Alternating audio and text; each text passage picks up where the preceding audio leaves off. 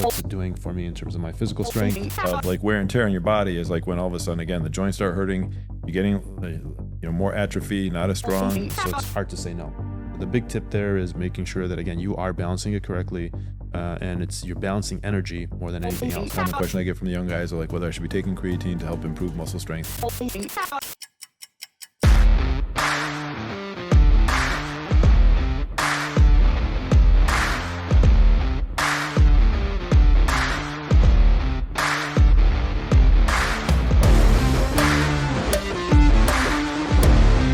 Welcome back to What the Health. What the health, everybody? All right. Dr. Greg and Ted Naiman here, another episode.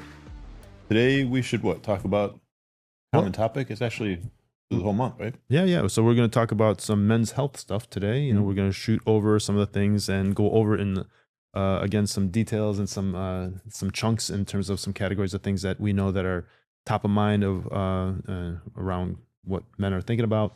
And again, we want to share some things, knowing that guys don't tend to share. So we want to make sure that we're sharing things. I think that's kind of it's this thing that people talk about, like guys don't share, but I don't know, man. Like sometimes they share a little too much, if you ask me. So yeah, I mean, well, so maybe we should. So starting, I know we've been kind of like focusing on different decades of life or so, but when we talk about guys and like a lot of the questions, I mean, it really depends on like where they're at in life in regards to the things that are top of mind for them. From a men perspective, meaning like guys in their teenage years versus guys in their 20s or 30s or 40s or 50s, you can kind of almost like, visualize the different things or different questions that individuals in that age range would have.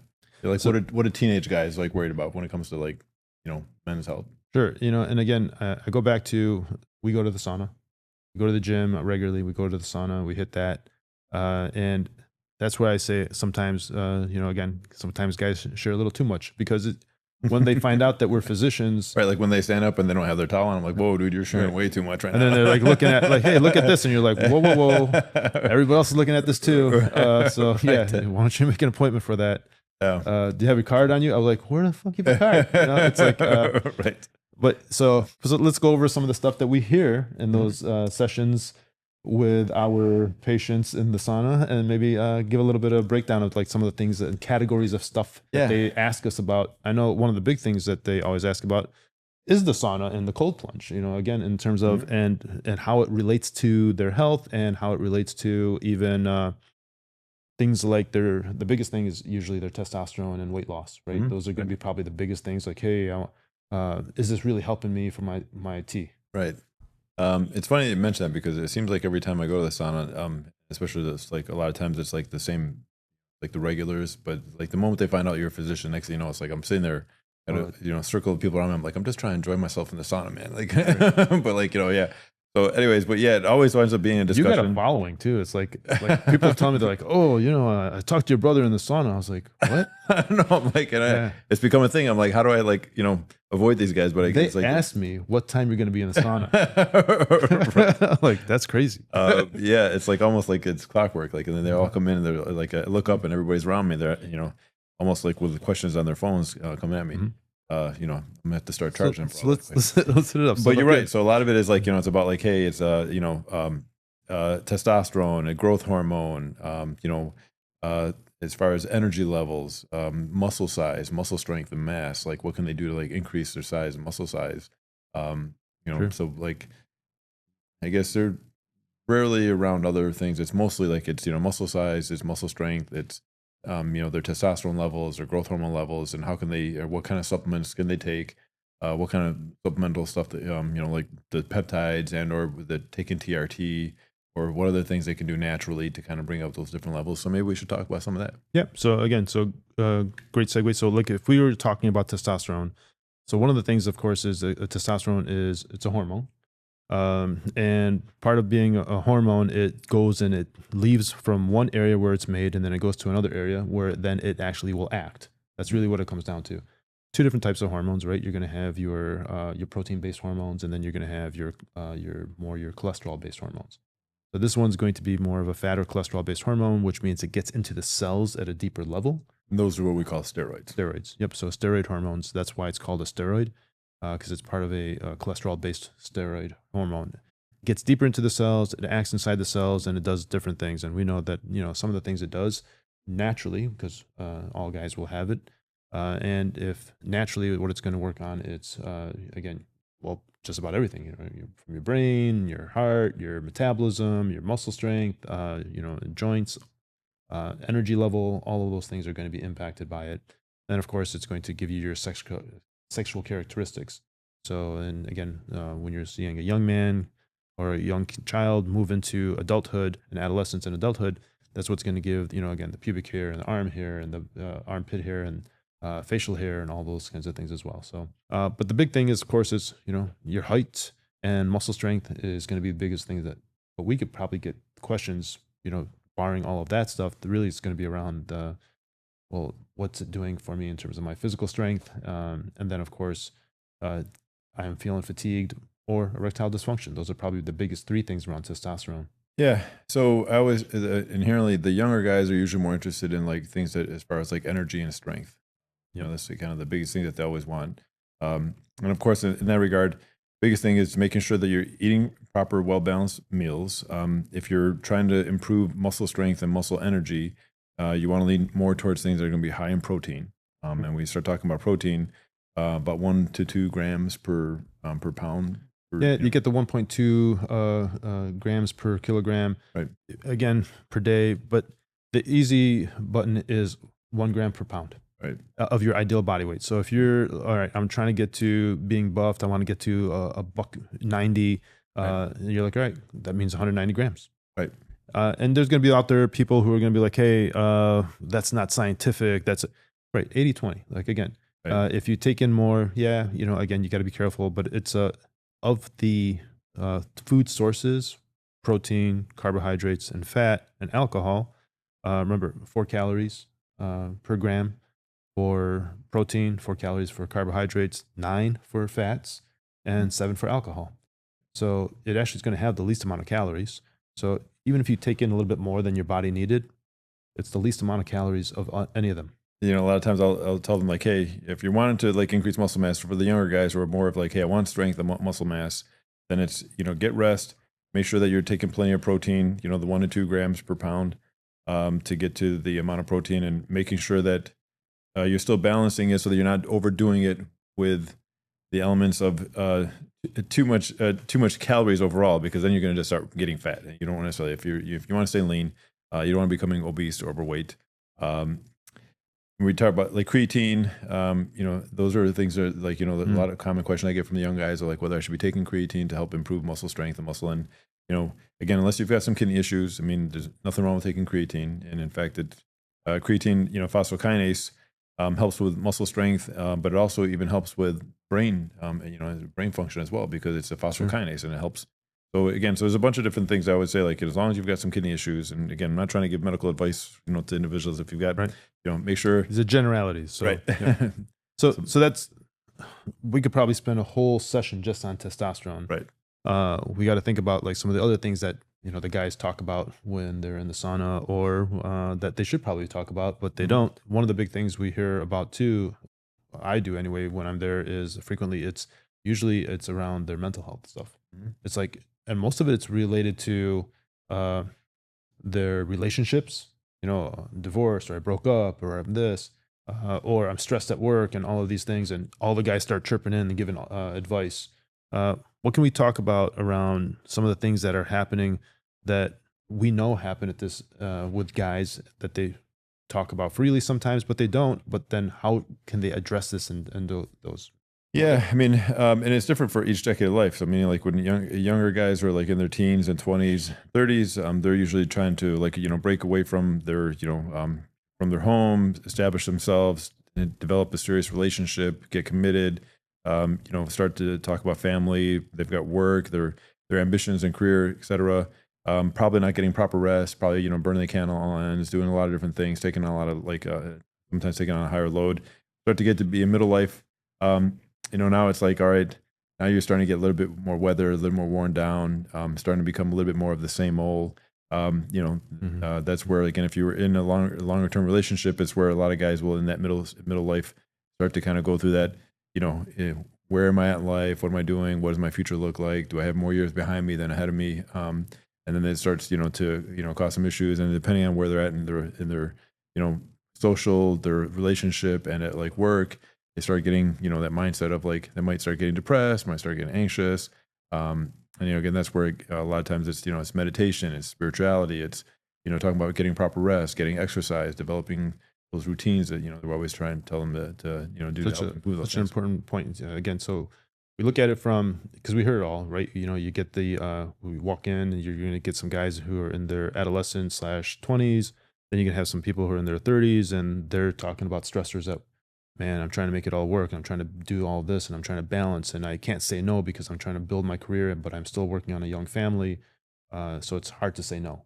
But the big tip there is making sure that, again, you are balancing it correctly, and you're balancing energy more than anything else. And you're looking at it and you're looking at like, okay, I'm in my 30s, and I'm saying yes to a lot of things.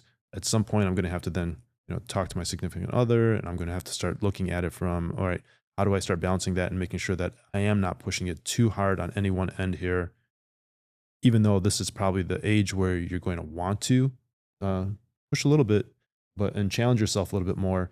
But you're going to have to say no to the things that you said yes to when you were in your 20s, because now you have more commitments and more responsibilities. And then to your point, now you're in your 40s and you're getting into your 50s, and you're looking at it from like, okay, I'm wise. I've had some battle scars. I know what I'm talking about. People are coming to me for advice. So at this point now, you're like, okay, I found my balance. I've gone through my 30s and I had to struggle through that. Find your balance. And now you're in your 40s and 50s, and you're like, okay, I found my balance. Now it's more of, boy, it's my aging parents, and now, boy, I'm getting all these. My boss is younger than me, right? And you're gonna have the other side of it where it's like family stressors, because you have kids now who are getting older, and they have more responsibilities, and you're trying to coach them. Yeah. Those are some of the things we got to make sure that probably a they're buildup of a do lot it. of like in that journey of like doing all the things. Probably if you haven't been exercising, taking care of yourself, doing all the things, then you probably put on a little more weight. You're gonna notice your metabolism starting to slow down. Things pack on a lot faster and a lot easier than they come off. Mhm. So you start struggling with like, okay, I'm run down, fatigued. I'm carrying on more weight, so your joints might start hurting more, especially the weight bearing joints like your knees, your hips. You're gonna start creaking a little bit more. Your That's strength and energy is that's a gonna good go point. down. So maybe now it's a good time to talk about another component of what we see with guys is that whole age range where they're now like, oh man, uh, I'm either skinny fat, and or I got a dad bod, and Mhm. like, how the hell did I get this? Right. Or they're starting, hey man, I'm getting older and I got to start thinking about all of these things, and I don't feel as healthy as I should be. Right. And you might start getting a lot more headaches and it's feeling more run down. The next thing you know, you're at like some kind of like job fair or some like whatever, and then someone's telling you taking your blood pressure, and they're like, "Oh, your blood pressure's high." And you're like, "What the? Like, when did that happen? Right. What's going on Right. there?" And those are like when the things start catching up, because again, it's all those years of like wear and tear on your body is like when all of a sudden again the joints start hurting. You're getting more atrophy, not as strong. Your arteries are getting a little more stiff. Your cholesterol has been like, climbing for a while, and if you've really put on a lot of weight, maybe even your blood sugars have been climbing now, and now you're being told your blood sugars are high, your cholesterol's out of whack, your blood pressure is high. And the Man, we whole painted a life has great gone to picture for these shit. guys, right? So, Right. so let's talk about that. So again, when you're in your 20s, and if you haven't been exercising regularly, this is a good time, because you still have a higher testosterone level that we just talked about during that age range. It's a good time to start adding in the resistance exercises. The resistance exercises help because now lean muscle mass, we know, causes a higher metabolic rate, allows you to then again burn off. But that's Right. what we mean by the skinny fat. They look lean, but they have a belly, and that's really the adipose tissue around the stomach and the midsection there is what causes all those future problems in terms of metabolic and vascular disease. Right. In your 20s, when your testosterone level is high, is a good time for you to start doing resistance training, Right. so you can try to shrink that down and then get again some of that adipose tissue down, the visceral fat we call it, to Yeah, get so a little the bit vat healthier. or the visceral adipose tissue, when we start like where it's like, yeah, muscle strength is going down, muscle size is going down. They seem to be packing a little more around the waistline, but that waistline is really a lot internal as well. And that's when we say Mhm. visceral. Visceral means internal, and especially around the internal organs. And that type of fat really has a lot of inflammatory mediators. Again, try not to get too complex, but again, those kind of things with those inflammatory mediators from that fat to the visceral adipose tissue is really damaging, really harmful. Then you go into your 30s, and you got all these responsibilities. And if you still didn't work out, and boy, I missed the boat on getting my muscle strength up, and now I've added more weight. Things you got to start looking at is like, okay, if your waist size is getting to the point where it's around 40 inches for a guy, then or your BMI, your body mass index is around again high 20s, or now in your 30 level on your body mass index, your height to weight proportionality, which is a rough, crude measure of how you're doing, or like you were talking about, where you're holding your fat. And if you're measuring your waist and it's getting close to 40 in your 30s or 40s, that's when you really know you got to start doing something about it. Get into the doc, start checking things, because remember, 1 out of 3 Americans, adults, have prediabetes, and about 50% of adults have high blood pressure. They don't even realize it. So you got to come in, if sounds like you and you're like, oh man, go get checked out first, because then we can really start talking about what we need to do to get it under control before it gets bad. Because once that happens, and now you're in your 50s and 60s, and if you haven't addressed it, that's when all the bad stuff that you hear about from your friends comes first, heart attack or stroke, and it just all down. The guys in the towel in the room with a big scar around their chest, and you're like, oh man, you're way too young to have a scar that big on your chest. That means you had open heart, and you look like you're 40. Yeah. Well, actually, you look like you're 60, but you're only 40. It's a lot of doom and gloom, right? So yeah, I mean, so it's a great time, guys, get in, get your checkups, get your blood work done, and getting things that, like if you're not feeling right, getting things like your testosterone levels, all that stuff checked out, get your cholesterol levels done, get your blood pressure checked, get your blood sugars checked, get in, make sure, like, because we didn't even start talking about prostate, colon cancer, all the different things. Sure. There's so many things that, like, again, that can start happening as we start to progress in our age, and it tends to happen a little bit earlier to guys and women, especially for some of the things we're mentioning. So again, for all the guys out there, say, come on in, get checked out. We'll make sure we check all these things for you and get you back on track. And another thing too that we talk about, and we should probably talk about this too for a little bit, is going to be guys developing that support system, so that way they can, again, besides talking to us and trying to find us in what sauna that we're going to be at, it's, again, how do they start communicating with other people and making sure that they have a true conversation with somebody around some of these things. So as they're going to that, it's very important because, again, it is one of those things when you're going from your 20s into your 30s and 40s that you're establishing that support system. Again, remember, we're influenced by the people around us, and we influence others.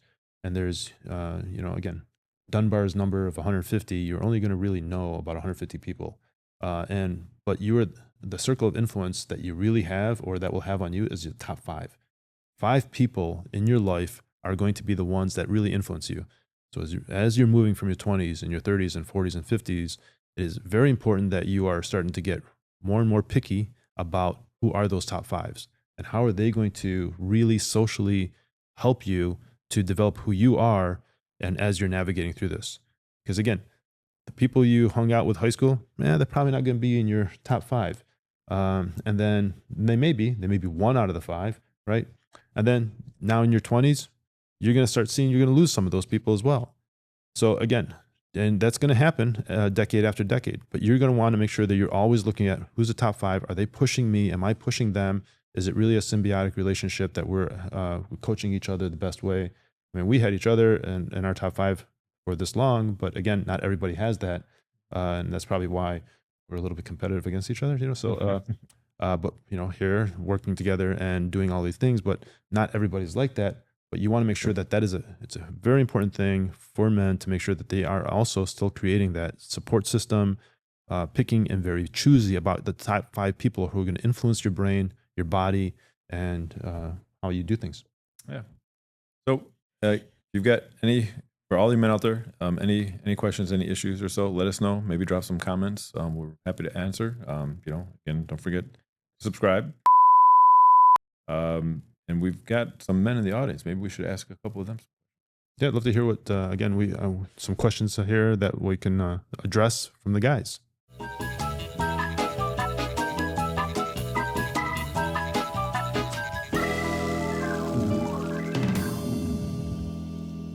Oh boy, Man, I don't know. We don't really compete like that. yeah, we don't. I mean, I guess it depends. I So mean, the question was, who can do more push-ups yeah. between you and I? So I generally do reps of 100, and I usually do like 2 or 3 reps. Right. So I don't do push-ups like that. So, So you know, right. I only do one-handed push-ups. So but I do about that much. So.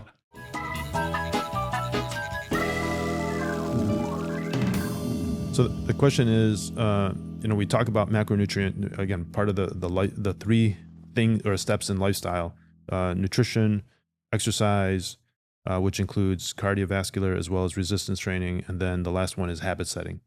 One of the first things we talk about with habit setting is get into the habit of tracking your exercise and your nutrition. That is the first part of habit setting. It's to track. People always tell me that, boy, I hate to track. And do I have to? It's if you get into the habit of it, and if you start bean counting it in terms of like how much I'm getting in, then it becomes something that you just naturally get good at over time. And one of the biggest things that people always tell me about, or they have an issue with, is like, all right, how do I track my macronutrients? How much, I hear that I got to get this much protein in. I got to get, everyone's talking about carnivore diets and they're talking about this. And I got to, get 1 gram of protein per pound body weight. How do I squeeze that in a day? Especially if, hey, I also heard you talk about you should be doing some intermittent fasting. And there's some now American College of Physicians, the ACP, it's done studies, and we found that actually one of the better diets out there is, it was just reported actually last month from the American College of Physicians, is that intermittent fasting is a excellent diet methodology, or I would say a way of eating. And if that's the case, boy, and I have an 8-hour fasting window from nighttime to morning, and now I'm in my fasting window, how do I make sure that I get enough protein in there? And how much protein? Because again, it goes back to if I can only get 40 grams at a time, and now I'm intermittent fasting and I only have a small eating window, how am I going to get all that in there? It gets really tricky. And yeah, you got to know, again, you'll get really good at chicken breast is going to have around 20 to 25 grams of protein in it. And the steak around, a certain size steak is going to have that much too. And unless you have high cholesterol, you're going to want to be careful with the red meats. But so when we're doing it correctly, we're trying to balance around 40 to 60 grams, and you may have to supplement where, again, I know a lot of times when we're busy and we're in between all the different meetings and events and things that we're doing, we know that you have to then bring in a protein bar. People always laugh because they'll see me like in a meeting or whatever and pulling out a protein bar, because essentially that's what I'm trying to do, is I'm trying to balance and how do I get my, my proteins in. But so to answer your question, I mean, it is a challenge, and that's a part of it. And you have to so depending on that's where when some people look at individuals who like do the calorie restricted fastings, like the intermittent fast, it's hard because our body technically, if you take in more than 40 to 60 grams of protein at a time, it really doesn't necessarily use that excessive. So you try to take like 150 or 200 grams of protein one time, your body's not going to be able for the absorption of it. So you need to split it out. And that's where you run into the issues of if I'm doing some kind of calorie restricted or intermittent fasting, and I only have an hour or two to eat, if you're taking in about 40-ish grams every 1 to 2 hours to get to your, because that's really what ends up happening. You got, all right, man, I'm constantly taking something in, but then you're careful, because if you're taking in these protein supplements, many of them are also loaded with a lot of carbohydrates, right? And you may overdo it on your carb intake, and then you're all of a sudden now back to might as well have been eating a Snickers bar or a candy bar that whole time. So we got to be careful with the amount of carbohydrates. But that goes back to habit number 1: track everything, watch your macros, look at how many carbs there are in there, making sure you get enough fiber carbs, no added sugars, and then the carbs are really more healthy carbs. So that's and the funny thing is, because although interestingly, that's not generally something that men tend to want to talk about in a dry sauna. That's the one topic that they usually don't talk about. Yeah. They might joke about hey, give me some Viagra and Cialis. But when it comes to serious talk, they brag about their testosterone and their erections. They don't necessarily talk about that they have erectile dysfunction in the sauna. But that being said, it's never normal for a younger male to have some issue with like erections or erectile function. Then you say like, what's the right age range? I mean, it depends, because like you could have somebody who's got poorly uncontrolled type 1 diabetes that has some neuropathic vasculopathic thing going on in their 20s and might have erectile issues because of the diabetes. Well, let's 80-20 it. So Okay. again, if you're looking at it from an 80-20 perspective, what ends up happening is around your mid 40s, you're going to start seeing a drop in testosterone, because also that's when we know that adipose tissue causes a release of amount of estrogen inside the body. So you're going to have a drop in your testosterone if you are obese or overweight, right? So that increase in weight causes that. And we see what happens naturally over time is in your 40s and 50s, everybody starts to change in terms of their body habitus. Just like you have menopause in women, and that changes their body structure. You have something similar in men because they have an andropause, or where the androgens, testosterone starts to drop. It's around the same time that and it's a kind of a vicious cycle. As that happens, then you change your body style even more, or your body shape even more, and that causes even more. So it's just kind of this vicious cycle of, if you don't, keep a lean muscle mass and body, then what ends up happening as you gain more weight or fat specifically, then your testosterone levels drop and your estrogen to testosterone ratio is changed. When that happens, then, which is around, again, 40s, 50s, and then 60s, then you're going to get problems in terms of erectile dysfunction. But erectile dysfunction is not just because of testosterone. You got to remember there's other things going on that's going to cause erectile dysfunction, and that includes a lot of the neuropsychological components of it, where, again, there may be issues with relationships, or stressors at work, or stressors at home. A lot of times there's also sleep issues. All of those things, the neuropsychological component of it, as well as the physical component of it, are happening around that age range. From an 80-20 rule, that's when we see the most of that. And a lot of guys don't talk about it in their 40s, and then or in their 50s, and they don't actually bring it up until later on.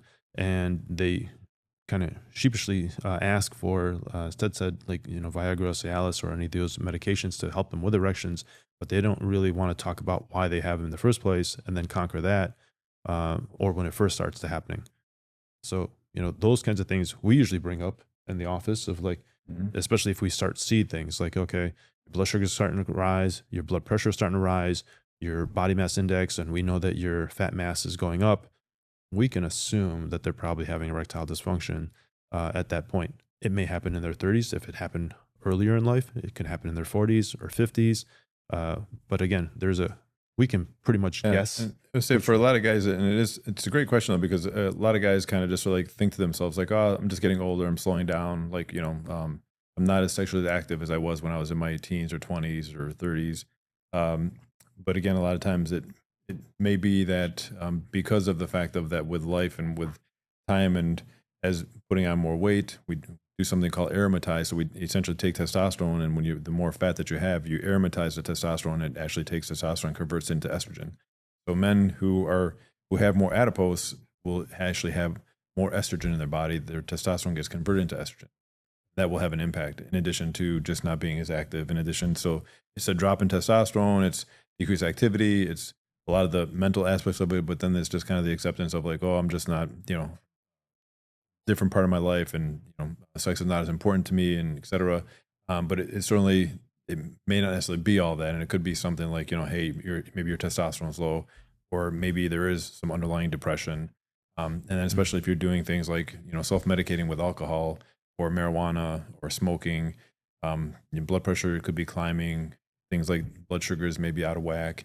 And if you're starting to develop more vascular things, especially more microvascular things, that can start having impact. So all those are important things. So really, erectile dysfunction could be a surrogate marker for there's a lot more unhealthy things going on in your body. So again, for young men, should really never have low libido. In my mind, anytime a young male complains of and it could be psychological, most of the time in young men it is, but it could also be an indication that there's something else going on, whether it's hormone related something, or some other vascular, or some other metabolic thing. Sure. Again, it should be investigated, because young men should never have problems with the decrease in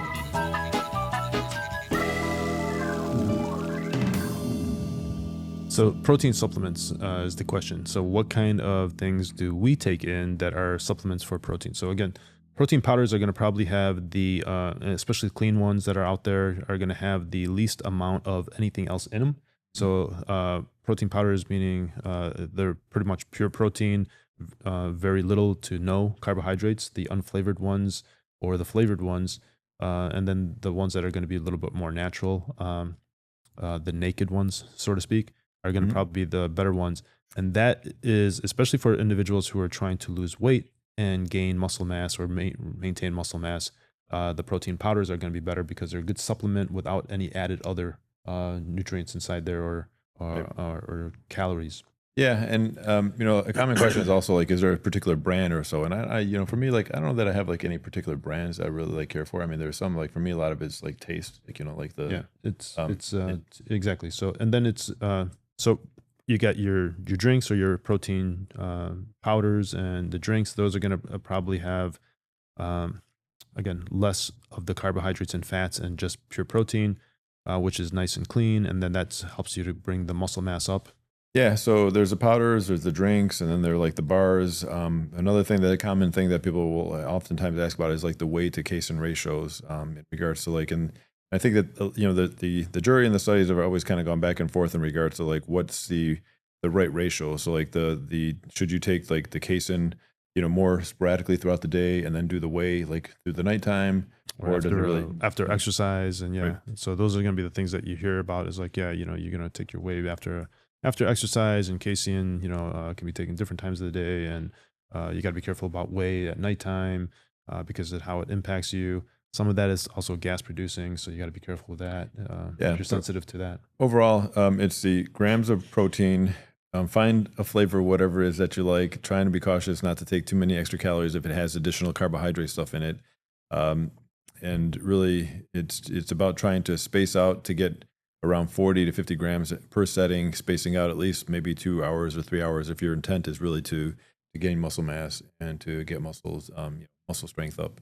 You get your I only want organic. You have those individuals out there again, so that, and there are a ton of them that are protein-based. So if we're looking at it, you're going to have your plant-based proteins, you're going to have your your beef-based proteins, right? So there's going to be those, and then you're going to have your casein and whey, and then you're going to have your egg proteins. So there's a ton of different types of proteins that you can take in terms of categories, but those are usually the categories of the proteins. It's going to be one of those, and then you're going to be like, all right, well, I don't want to just always take just one, unless again, you're on a budget. Then you're like, all right, it's fine to just take one. The bars are expensive, right? So your biggest bang for your buck is going to be the powders as well, because you're going to get more, and you can mix it with anything that you want. Whereas the bars, you're talking anywhere from $2 to $5 a bar, and they're not necessarily filling, because 20 grams of protein in a protein bar. So I always tell people, again, if you've had a meal and you just need to supplement, then you might want to just take a protein drink. But if you're like running around, you're busy, and boy, I can't go and mix a drink or powder, and I don't have access to something that can just keep it cool for the actual protein drink, then your bar is going to be good. But just be careful; it's not going to be filling, but it'll get you the protein that you need. All right, everybody. Right. So this was another episode of What the Health? What the Health here at Epic. Talking about, guys' health. So again, next time, tune back in so we can go over some more topics that are hopefully relatable to you. And we'd love to hear more from you. If you guys have any other topics or anything else you'd like to hear about, why don't you drop a comment? Let us know. What the health? What the health?